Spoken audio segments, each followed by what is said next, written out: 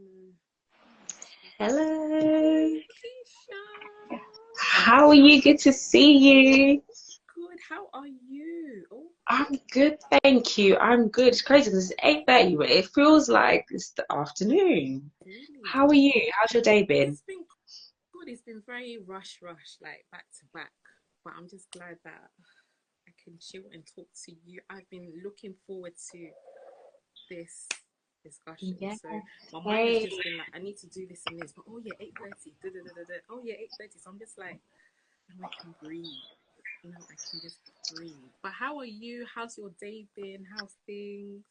Yeah, no, I'm good. Today's been, yeah, a calm Monday. Even not too long ago, I was doing a bit of coaching, so yeah, had like a nice big gap because I didn't want to join and be tired. So no, it's been a nice day. It's been a nice calm Monday. That's good. That's good. That's good. So we're gonna get into it, and this is now the fourth of the fifth of this whole series. Within Okay. how many weeks of planning and back to back? Because I really didn't Mhm. want to do this at the beginning, but I was just like, let me just be obedient and just do it. And I've had some of you amazing ladies join, and today is part 4 of Your Voice, Your World. So if there are any speakers that you were interested in listening to and you weren't able to catch the live, the replays are on my page, so feel free to view them. It's been a blessing, and I know that this one is nothing short of that. So I want to thank you, Lakeisha, once again for your yes and for all that you do. It is amazing and You're it's needed. welcome. And when I thought of personal development, I said, I know who I have to ask. It was such an easy choice. And so you saying yes, thank you so much. 'Cause, Oh, you're welcome. Thank you for having me. thank you so much. So this is really like people ask what is behind this, and really what my heart was for this series was more or less to raise more awareness for mental health, because I think it was up until the 19th of, I can't remember, was it last month it Yeah. was mental health awareness Mm. week or so, and I Yeah. wanted to do a spin on it and talk about topics that we can all relate to. So there's been mental health and That. confidence, mental health and our faith, mental health and transforming the mind. Hmm. Now there's mental health and personal development, Love it. and then there's mental health and motherhood tomorrow, which kind of like Ooh. seals the whole series. Yeah. Yeah, and I've just been in awe of the messages that I've received, and I'm glad that it's blessing you all. So thank you so much. So with all of that out of the way, I want to share about our beautiful speaker Lakeisha and read out her bio briefly before we get started. So Lakeisha Anang, have I said it right? Yeah. Good.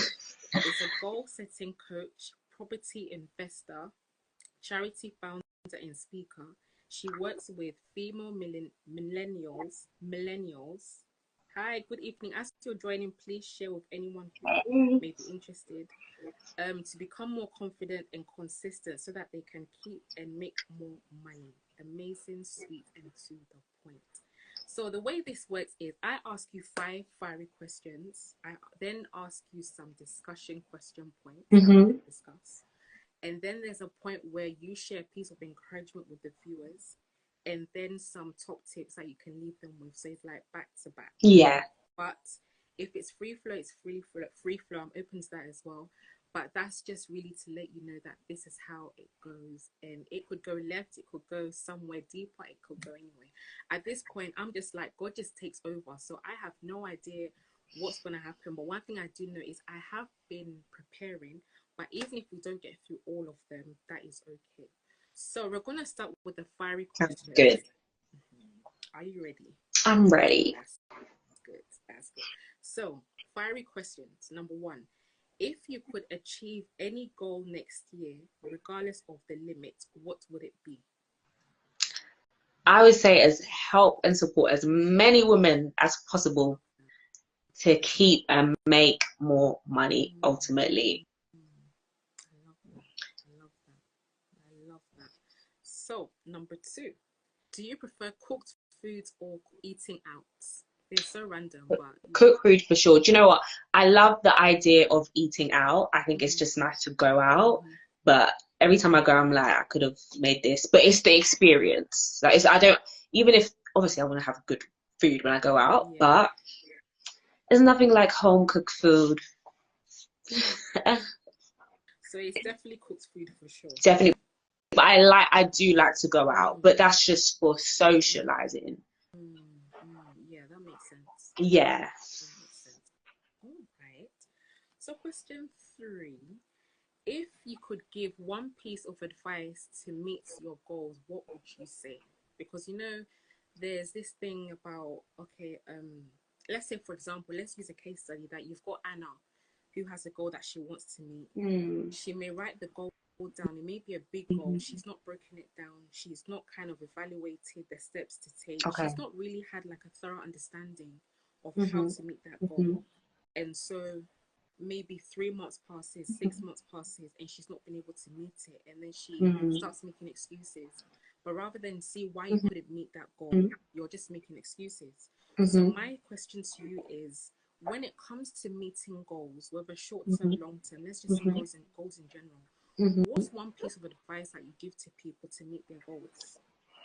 Yeah, so obviously there's a lot that can be said to that question, but if I was to say one thing, it would be just go for it, don't overthink it. Like a lot of the times the reason why, like it's now June, I know a lot of people have still got a lot that they want to achieve, but sometimes it's the overthinking, because even if you've done the planning, even if you've broken it down, you're still going to have to do the work. And I feel like as human beings, we want everything to be perfect. Like we don't want to step out of our comfort zone. We don't want to feel that fear, that shame. But like we just have to go for it. Like when you take the actions and you take the steps, things map out, things work out. But you sitting there is not helping you, and you're wasting your time and you're wasting money if your goals are financial as well. So just go for it. Don't overthink it. It's very easier said than done.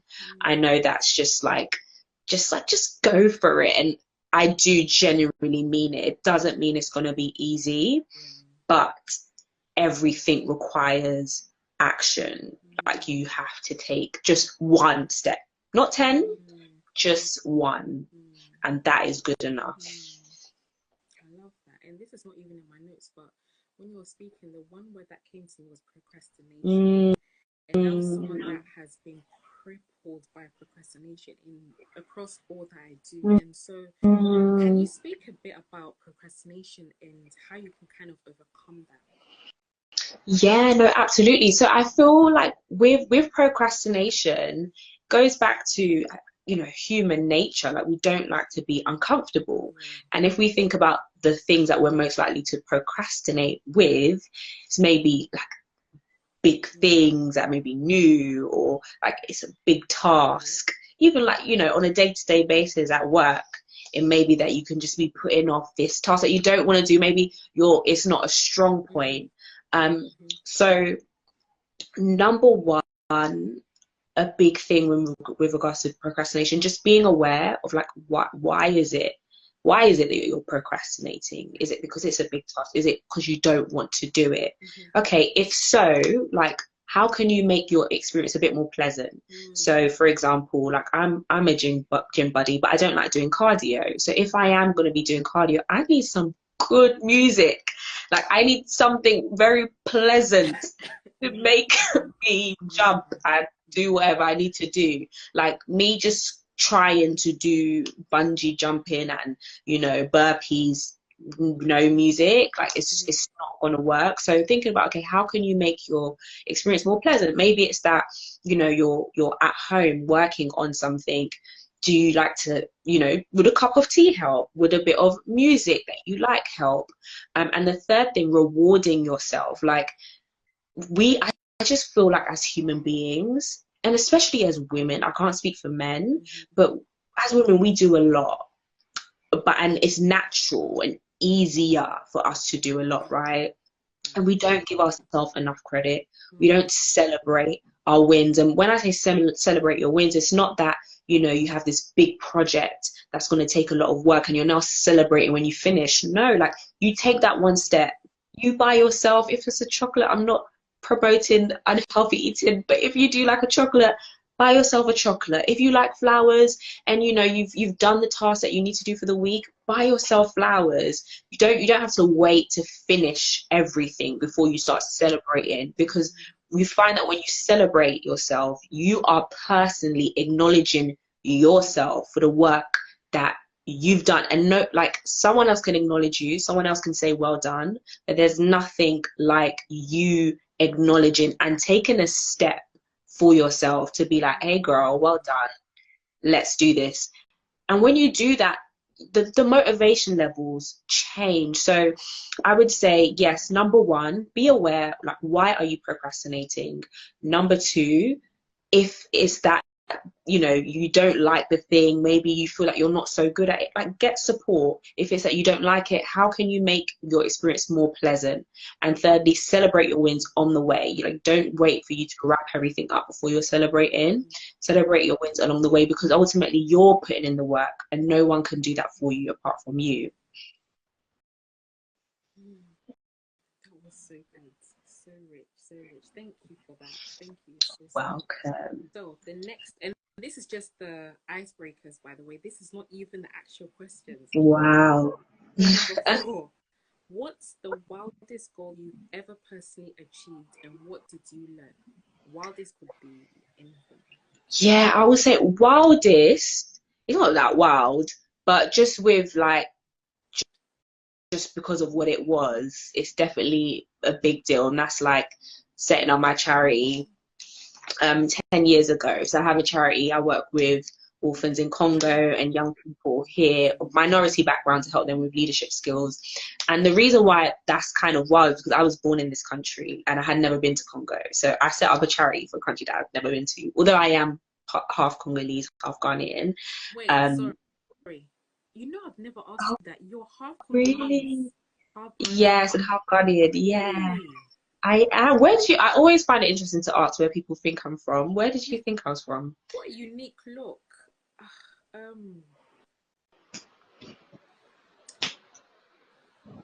don't see Ghana. Okay. I Congo, Ivory Coast, Okay. Angola, those kind of Okay. places. You've got a unique Ghana. Wow. Yeah. That's a mix. I know, right? And there's quite a few of us. There's quite a few. Really? Yeah. So I'm so sorry. Go on. No, it's fine. It's fine. So yeah, obviously setting up a charity for a country that I had never been to, or Caribbean. Yeah, people, I get that. Like when I was younger, a lot of people said Caribbean, and I think my name probably adds confusion. But now sometimes people get scarred up. It depends how I have my hair as well, I find. But yeah, I get Caribbean as well. Yeah, so setting up a charity in a country that I've never been to. And number 2, I was 18. I literally only had GCSEs. I had no money and was doing charity with what? So yeah, there was just with that, it was like a moment where I had always said, when I'm older, I want to do something to help Congo. I want to do something to help Congo. And someone was like, what are you waiting for? And when they asked me that question, my heart was like, padoosh, padoosh. And I was like, okay, yeah, no, I have to start something. So I was 18, only had GCSEs. I didn't even have a degree. I didn't have a job. I didn't have nothing. I had never even been to the country. But yet it was just such a deep-seated desire that I was like, you know, I can't sit on this. And I went for it. Obviously, that was over 10 years ago. And like, I look back, I'm just wow, time's gone really quickly. And number 2, like, I'm glad I went for it, even though like there were all the excuses not to. Like, I was just about to start studying for my degree. I'm so glad I went for it. Like, it didn't make sense, but I'm here now, and you know, great things are happening, and that's just because I just decided to go for it. So yeah, that's a big one. It's amazing. And so it's been over 10 years now? Yeah. And how is setting up a charity and actually running it, especially when it's not like in the country of residence? How is that? And do you have a team back there? Yes. So it's challenging. It's very challenging. But yeah, there's a lot that goes with it. Obviously, I don't live in Congo. We now have some volunteers there, but for like a good 5 years we didn't. So we've learned a lot on the way, but there's a lot that goes with it. Just operating in Africa in general is not the same as operating here in the UK. Like, we can say, oh, let's schedule a live, and we have a live. There's not going to be no internet problem. There's not. Do you get what I mean? I expect to talk to you at the time that we speak, but in Congo it's a bit different. And there's just a lot going on in the country as well. Like, things are quite tough there. So it's very rewarding, definitely rewarding, but it's challenging for sure. And yeah, all worth it. I wouldn't trade it for anything else. Because yeah, the lives of these young people that I work with, some of their stories are just really heartbreaking. So to know that I can be a part of their story and trajectory, and we have amazing supporters, we have an amazing team as well, and we wouldn't be here if it wasn't for everyone that has been supporting us. So yeah, it's definitely been challenging, but worth it. I love that. It's the last question of the fiery questions. Okay. How would you describe yourself in 5 words? 5 words? Yeah. Like one sentence, or like 5 different? Maybe 5 different words. Okay. So calm, definitely calm. I was gonna say love life. Well, that's 2 words. I'm someone that, like, yes, let's grow, let's reach your goals, but enjoy your life too. I've got 2 more words, right? I would say I'm someone that's passionate. Like, if I care about something, I care about it. And the last one, I would say easygoing. Nice. So thank you for answering the fiery questions. Okay. So now we're actually going to get into the discussion talking about mental health and personal development, and I have a few questions for you. So if you do not mind answering them. Of course. The first one is, what does personal development mean to you? Personal development means to me, so it means leading yourself well. Like, I believe we are all leaders, and you are responsible for your life. And personal development is about leading yourself as best as you can, stewarding your life ultimately, so that you can grow. We're humans, right? We are living creations. Even a plant needs to be able to grow, and how much more human being. So it's all about, for me, leading yourself well, stewarding your life to the best ability possible. And you are responsible, but that doesn't mean you don't need support, that you can't get support. That support won't help you to steward your life even better.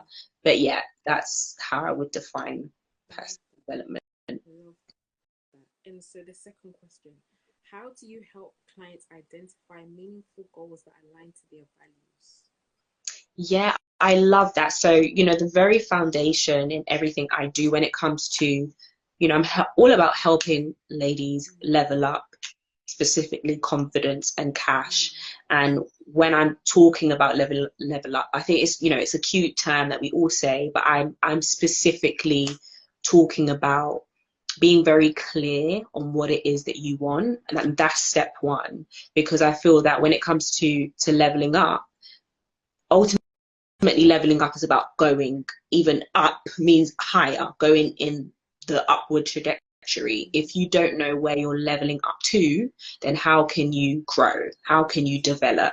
So number 1, being very clear on what it is that you truly want. Because you can say, oh yeah, I want to buy a house, but because everyone around you is buying a house, do you need to buy a house right now? Or like, what is your reason for wanting to buy a house? So it's about understanding what it is that you truly want.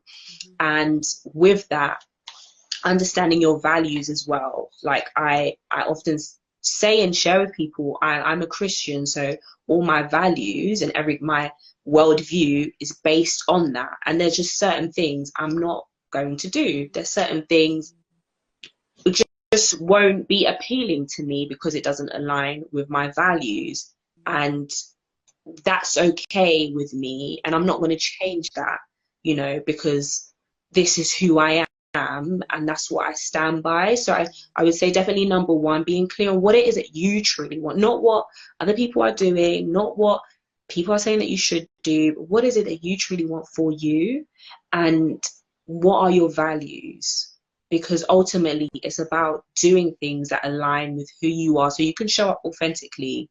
Because what's the point in going for all your goals and then, like, at the end of it you're not happy, at the end of it you're frustrated, at the end of it, like, it's not fulfilling. So yeah, that's what I would say. So the next question: in what ways do you support clients in overcoming obstacles or setbacks that they may encounter whilst working to meet their goals? So was that clear enough for you? Yeah. So a lot of it is really just sort of understanding what's getting in the way. And you'll often find that that could be like mindsets that most of the time is learned behavior, learned from maybe childhood. So it can be easy to, have a goal and be like, for a short period of time, yeah, I'm motivated. Like, I'm sure in January we were all feeling that. But no, I don't think a lot of people are feeling halfway into the year that momentum is gone. And I think it's about understanding, what is fueling. As I mentioned, when I talk about level up, the first thing is having that clarity, but the next thing is looking at your vision and then your environment. And first of all, the environment in your mind, like what thoughts are getting in the way. You feeling like an imposter syndrome at work every day is not gonna help you. So understanding what is happening in that area, where has that come from, and looking to understand how can we unlearn, because someone could be feeling like an imposter syndrome and that might affect them, so they're not going for the jobs that they should be, they're not speaking up in that meeting when they know the answer, they're not putting themselves forward for that opportunity because maybe when they were younger they were made to feel that they weren't smart. But this person they've got the degrees, they've got the qualifications, they've got everything. So it's about understanding, okay, how do we unlearn that? And that doesn't happen in a day. It's a process. And especially if, these are learned things that you've learned over a decade or decades, just taking clients through a process where they can unlearn and really build on their confidence, because as I said, with confidence it enables you to take action, and it's action that produce results, nothing else. So this is a question, a random one. When clients come to you, how long do they stay with you? Is there like a particular time frame, or can be short, long, or is it fixed? Yeah, good question. So at the moment, the main way that I work with ladies now, I specifically work with, I don't know if I mentioned that, I specifically work with ladies that don't have a problem with men. You men are amazing. And, when men approach me, I don't turn them down, but I love my ladies. So yeah, the main way I work with my clients is through a program, which is 4 months, called the Level Up program. And yeah, we meet sort of fortnightly, we go through different things. So that's a 4-month program.